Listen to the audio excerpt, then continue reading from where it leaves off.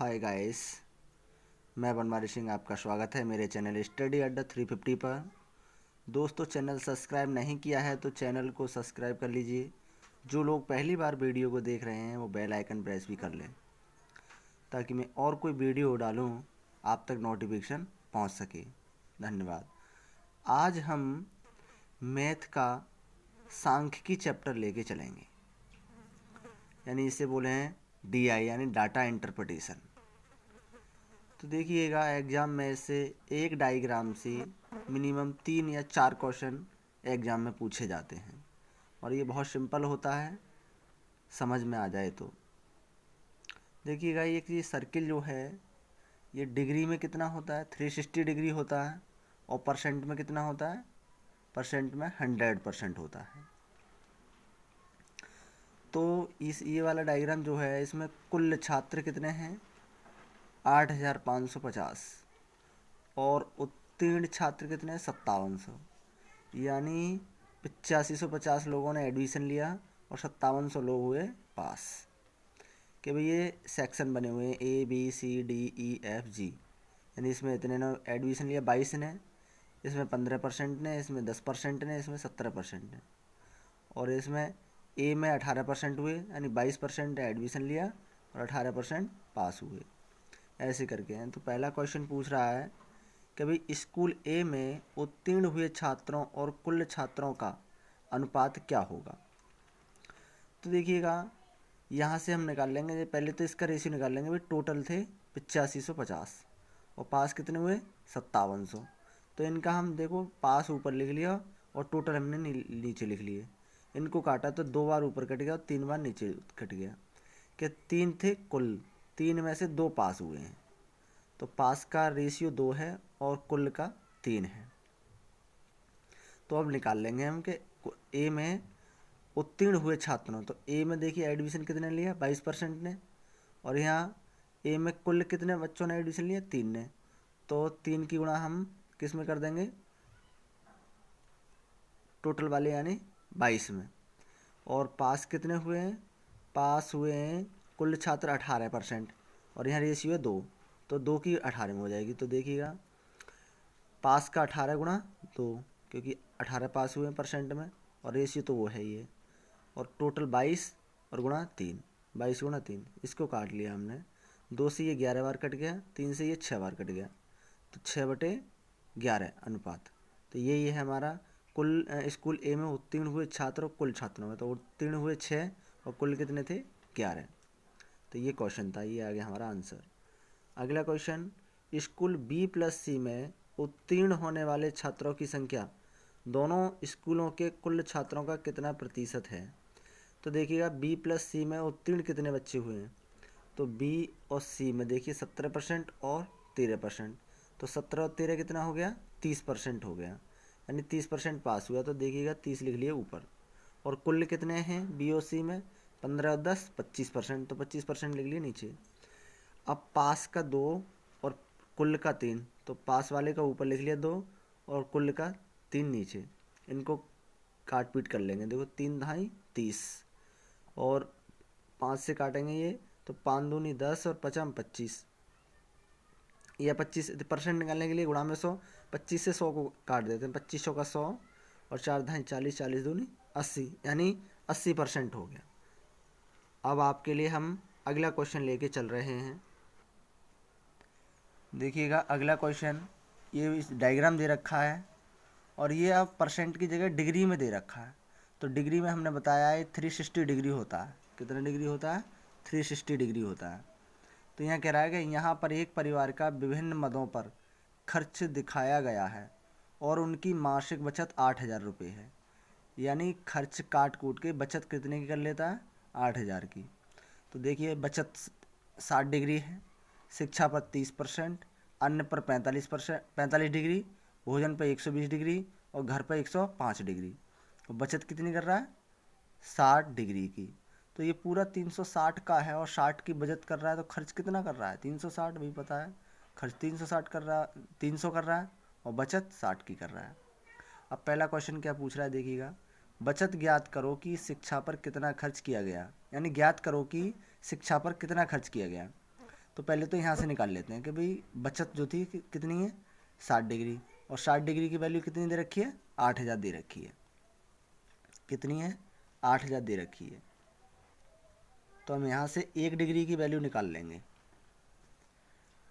तो 0 से 0 कट गया और फिर 6 से कटा, तो यानी ये आ गया 1 डिग्री की वैल्यू 400/3। 1 डिग्री की वैल्यू कितनी आ गई 400/3।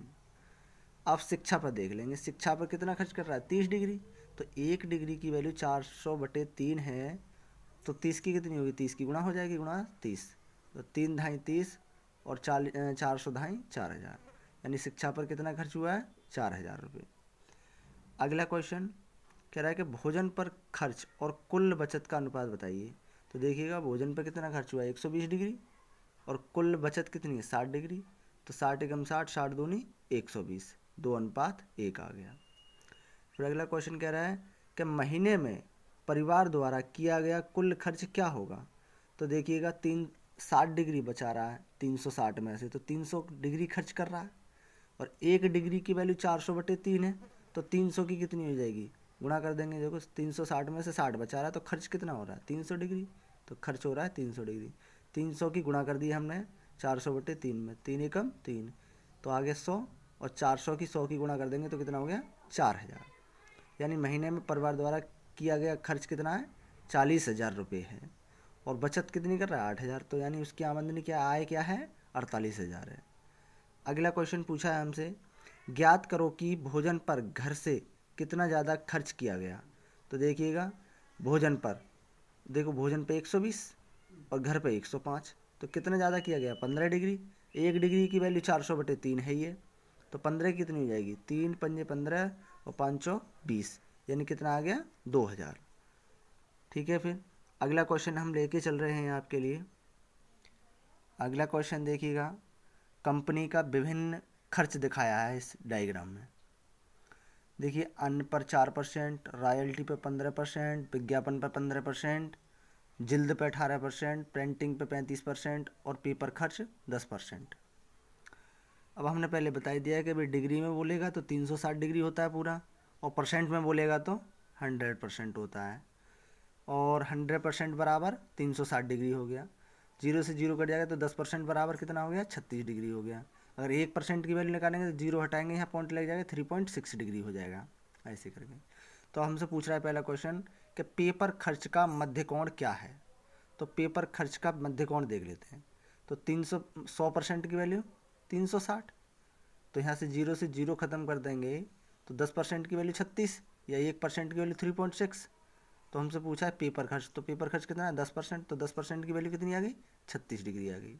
पेपर खर्च का कितना है 36 डिग्री आंसर। अगला क्वेश्चन कह रहा है यदि प्रिंटिंग खर्च 17,500 है तो रॉयल्टी ज्ञात करो। तो उसने कह दिया प्रिंटिंग खर्च 17,500 है, और परसेंट में कितना दे रखा है प्रिंटिंग खर्च 35% दे रखा है परसेंट में। तो 35% की वैल्यू 17,500, तो 1% की वैल्यू कितनी आ जाएगी 500। 35 से भाग दे दिया हमने इसको, 500 आ गया 1% की। अब रॉयल्टी पे देख लेंगे, रॉयल्टी पे कितना खर्च हो रहा है 15%। 1% की वैल्यू 500 है, तो 15 की कितनी हो जाएगी 7500 आंसर। अगला क्वेश्चन, यदि अन्य खर्च 6,000 रुपये है तो ज्ञात करो कि जिल्द का खर्च रॉयल्टी से कितना अधिक है। उसने कहते हैं यदि अन्य खर्च 6,000 है तो अन्य खर्च कितना है परसेंट पे 4%, तो 4% की वैल्यू 6,000, 1% की वैल्यू 1500, 4 से काटेंगे 15 चौका 60 यानी 1500 आ गया। अब वो कह रहा है कि भाई ज्ञात करो कि जिल्द का खर्च रॉयल्टी से कितना अधिक है। तो जिल्द का 18 है और रॉयल्टी का 15 है, तो 15 से 18 कितना है 3%। 1% की वैल्यू 1500, 3% की वैल्यू कितनी आ जाएगी 4500 रुपये आंसर।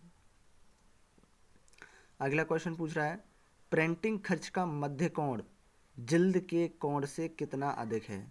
तो देखें प्रिंटिंग का 35% और जिल्द का 18, कितना अधिक है 17%, और 1% की वैल्यू कितनी है 3.6, तो 17 की कितनी हो जाएगी 17 से हम क्या करेंगे गुणा कर देंगे, 17 गुणा 3.6, तो यानी कितना आ जाएगा 61.2 डिग्री आंसर। अगला क्वेश्चन पूछ रहा है पेपर का खर्च प्रिंटिंग खर्च के कितने प्रतिशत है। तो देखिएगा पेपर का कितना है, पेपर का आया भाई 10, तो 10 लिख लिया हमने ऊपर, और प्रिंटिंग का है 35, तो 10/35 परसेंट में पूछा है, परसेंट निकालने के लिए गुणा में 100। इसको काट लिया, 5 दूनी 10, 5 सत्ते 35। अब 100 दूनी 200/7, 7 से हम भाग देंगे तो क्या आ जाएगा 28 सही 4/7%। तो हम अब आगे लेके चलते हैं अगले क्वेश्चन की ओर। देखिएगा अगला क्वेश्चन इस पैराग्राफ में दिखाया गया है कि भाई ये जो है कंपनी, ये त्रिभुज जो है कंपनी ए है और ये वर्ग जो है जो कंपनी बी है और ये लाभ परसेंट दिया है। तो देखिएगा 2010 में कंपनी ए को 30 का लाभ हुआ है और कंपनी बी को 40 का। देखो ये बी का है और ये ए का है। 2011 में ए को 45 और बी को 60 का। 2012 में इसको 50 का बी को और ए को 60 का। 2013 में बी को 35 का और ए को 40 का।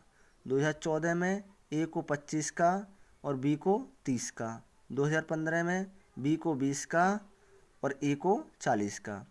तो ये त्रिभुज जो है ये कंपनी ए को दर्शा रहा है और ये वर्ग है ये कंपनी बी को दर्शा रहा है। अब हम क्वेश्चन की ओर बढ़ते हैं। देखिएगा ये कह रहा है कंपनी ए के प्रतिशत लाभ में 2011 से 2012 के बीच कितने प्रतिशत की वृद्धि हुई। तो देख लेते हैं भाई, किसको कह रहा है, कंपनी ए को कह रहा है। तो 2011 में कंपनी ए की आय कितनी है 45 और फिर 2012 में कितनी है 2012 में 60 ए की। तो 45 से कितनी बढ़ गई 15 बढ़ गई, 45 से 60 हो गई तो कितनी बढ़ गई 15। कितने से बढ़ी है 45 से, तो 15/45 और परसेंट निकालने के लिए गुणा में 100। इसको काट पीट कर लिया, 5 या 15, 5 में 45 और ये आ गया 33.33% आंसर। अगला क्वेश्चन कह रहा है यदि 2012 में कंपनी ए और बी की आय समान हो तो ए और बी के खर्च का अनुपात क्या होगा। अब ए और बी की आय समान बता रहा है तो देख लेते हैं 2012 में पहले ए ने कितना कमाया है। देखिएगा 2012 में ए का है 60% और बी का है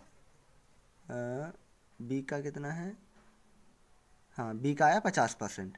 अब इसको सॉल्व कर लेंगे। देखिएगा ए का 60% तो 3/5 हो जाएगा, परसेंट हटा के गुणा में 100 आ जाएंगे तो क्या हो जाएगा 3/5। तो ये तो यानी ये लाभ है, तो लाभ कितने का हुआ है 3 का और खर्च कितना हो रहा है 5, तो कमा कितना रहा है 8। तो देखिएगा यानी खर्च यहाँ पर 5 है और लाभ कितने का है 3 का, तो 5 और 3 कितने कमा रहा है 8 कमा रहा है। ऐसे ये 50% को सॉल्व किया तो 1/2, खर्च कितना कर रहा है 2 और बचत कितनी कर रहा है 1 की, तो कमा कितना रहा है 3 का। अब उसने बोला है कि भाई ए और बी की आय समान है तो आय जो है समान कर लो भाई। इसकी आय थी 8 और इसकी है 3, तो 3 के ऊपर कर दो गुणा और 8 के नीचे कर दो। 3 अट्ठे 24 और 8 3 24 बराबर हो गया। 3 से इसमें किया तो इसमें पूरी वाली डिजिट में होगी सारे में, 3 3 9, 3 5 15, इसमें 8 एकम 8 और 8 दूनी 16। तो उसने कहा है कि भाई उनके खर्च ज्ञात करें ए और बी के। तो देखिए ए का खर्च कितना हो गया 3 पंजे 15 हो गया, 15 हो गया ए का, और बी का कितना हो जाएगा 8 दूनी 16, दिस आंसर। तो ये हो गया ए और बी का खर्च 15:16। अगला क्वेश्चन कह रहा है यदि 2014 में कंपनी ए की आय और 2014 में कंपनी ए की आय और 2015 में कंपनी बी का खर्च समान है। अब इसमें कह दिया है कि भाई यदि 2014 में कंपनी ए की आय और 2015 में कंपनी बी का खर्च जो है वो समान है, कि 2014 में कंपनी ए जो कमाता है 2015 में बी खर्च करता है वो समान है और प्रत्येक 90 लाख है, यानी 90 लाख रुपया है, यानी उसकी आय और उसका खर्च।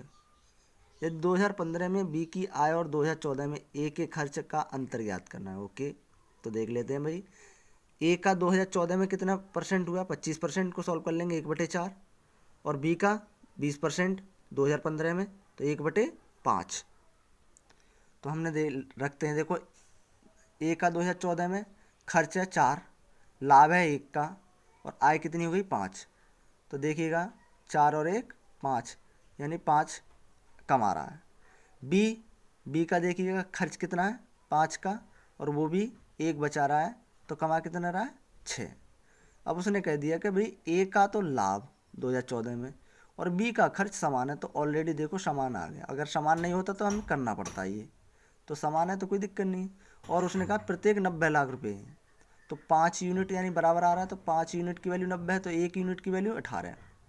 अब उसने कहा कि भाग यानी ए का 2015 में और बी का 2014 में अंतर देखना है, तो इसका 6 है और इसका 4 है।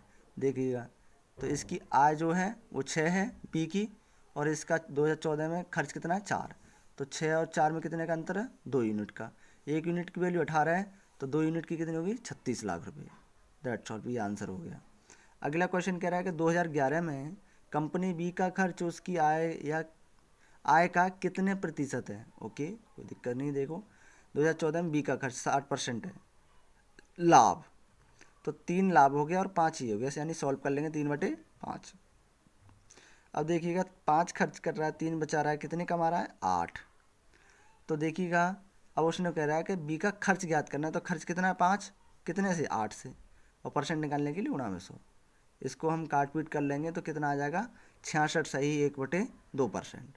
दैट्स ऑल, यानी पूरा चैप्टर ये एंड हो गया। आई होप कि आपको समझ में आया होगा, और अगर आपका कोई अन्य पॉइंट है तो कमेंट करके ज़रूर बताएं, और वीडियो कैसी लगी यानी कैसी समझ में आई वो भी कमेंट करके हमें ज़रूर बताएं। धन्यवाद आज के लिए, और हमारे चैनल को सब्सक्राइब लाइक ज़रूर करें और शेयर करना ना भूलें।